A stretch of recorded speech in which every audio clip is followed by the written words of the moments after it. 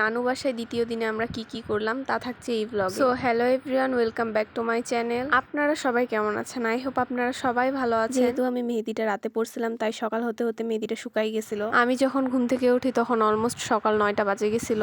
দেন আমি ব্রাশ করা শেষ করে এসে ভাত খাচ্ছিলাম। তারপর কেন জানি সকাল সকাল ভাতটা ভালো লাগছিল না, তাই আমি বুটমুড়ি নিয়ে নিলাম। বুটমুড়িটা কিন্তু আমার অলওয়েজ ফেভারিট। সকালে উঠে মেহেদির কালারটা দেখে তো আমি জাস্ট অবাক হয়ে গেছিলাম, এত সুন্দর কালার আসছে। আর ওই দিন কেন জানি সকাল থেকে বৃষ্টি পড়া স্টার্ট করছে। যদিও এরকম ওয়েদার আমার বরাবরের মতনই ফেভারিট। আমি জাস্ট চাচ্ছিলাম যেন ওই দিন পুরো দিনটাই বৃষ্টি পড়ে, আমরা যেন বাসায় না আসতে পারি। আমার মন চায় আমি যেন নানু বাসায় সারা জীবন থেকে যাই, কিন্তু সেটা তো পসিবল না। ওয়েট, আপনাদের একটা ম্যাজিক দেখাবো। কি দেখলেন না? চোখের পলকে কেমন গোসল সেরে ফেললাম। আসলে কখনোই আমার এত তাড়াতাড়ি গোসল হয় না, মিনিমাম 1 ঘন্টা তো লাগেই। তারপরে দুপুরে মামানি রান্না করছিল পোলাও, মাছ, গরুর মাংস, পটল ভাজি। যদিও আমি অতগুলো কিছু নেই না, এর জন্যই আম্মুর কাছে আমাকে রাগ খাইতে হয় সব সময়। তারপরে খাওয়া দাওয়া শেষ করে আমি রেস্ট নিচ্ছিলাম। আমি বসে বসে একটাই কথা ভাবছিলাম যে আর কিছুক্ষণ পর আমরা চলে যাব এখান থেকে। আর এই যে দেখছেন মুনতাহা কি হ্যাপি। তখন আমরা গাড়িতে উঠছিলাম। তারপর বাসায় আসার পর আর ভিডিও করা হয়নি। সো আমি আর ভিডিওটি লং করতে চাচ্ছি না।